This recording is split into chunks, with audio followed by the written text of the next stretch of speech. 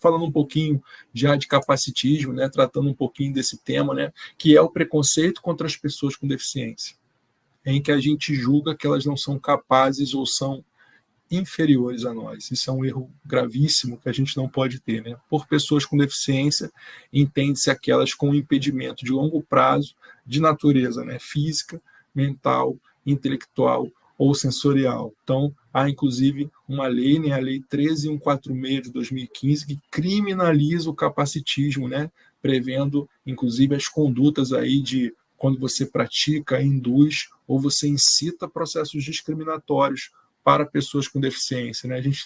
A gente que é mais assim, eu estou com 44 anos, nossa, quantas vezes a gente via os bullying nas escolas, né? A gente via situações que envolviam, que a gente chama de capacitismo recreativo, né? A gente vai falar um pouco mais à frente, mas olhar para uma pessoa com deficiência e visualizá-la com um viés de inferioridade é capacitismo. E isso a gente não pode fazer. Então, essa causa, nesses dias uma pessoa mandou uma mensagem para mim, para talvez tentar sondar de minha parte por que eu me aproximei tanto dessa causa, por que isso se tornou essa linha das pessoas com deficiência, de buscar um centro de referência especializado e gratuito, com amparo jurídico e psicológico para as famílias atípicas com especialidades médicas. Por que quando eu fui para a reunião da Agenda 2025 e 28, a Agenda PCD do município, isso já estava integrado a mim? Porque quando recebi o convite, né, para me tornar vice-presidente do Partido do Autista, eu entendi plenamente o meu papel nesse sentido.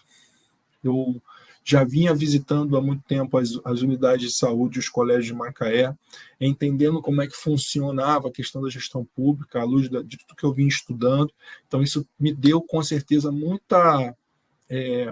deu um olhar diferente, um olhar de acolhimento, um olhar de entendimento, principalmente das famílias atípicas, principalmente sobre o dia a dia das pessoas que têm pessoas com deficiência em suas casas e a maneira como elas são importantes dentro de um processo de equidade, de igualdade, e que isso muitas vezes não acontece. Então, olhando pela ótica do capacitismo médico, né, não necessariamente se relaciona com os profissionais de saúde, mas as pessoas que associam deficiências a doenças. Tem gente que fala, aquele pessoa doente, não pode fazer isso. Isso é uma conduta errada, né? Muitas vezes a gente mistura síndrome com transtorno, a gente mistura o próprio transtorno com alguma situação hipotética da nossa cabeça por alguma outra razão que a gente acredita ou classifica sem nenhum cunho médico. Então, isso não pode haver de nossa parte, né? Não podemos cometer esse tal crime, né? Conforme a lei de 2015. Ao mesmo passo também que o capacitismo recreativo, que falei um pouquinho aqui, que é esse capacitismo voltado para a questão que envolve o bullying, que envolve a gente fazer pensamentos jocosos sobre o outro.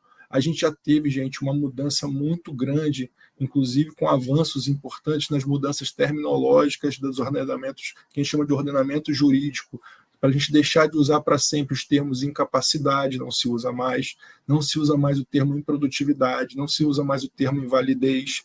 A gente passou realmente a utilizar o conceito da ótica de que a pessoa é uma pessoa com deficiência, e a partir disso, essa mudança também do modelo médico de deficiência, que a gente para de olhar para algo a ser curado e começa a pensar num conceito biopsicossocial, com um modelo social de deficiência, reconhecendo que não se está diante apenas de uma falta, de um déficit, de uma lesão de um indivíduo, mas de uma estrutura que impõe restrições à participação social das pessoas com deficiência.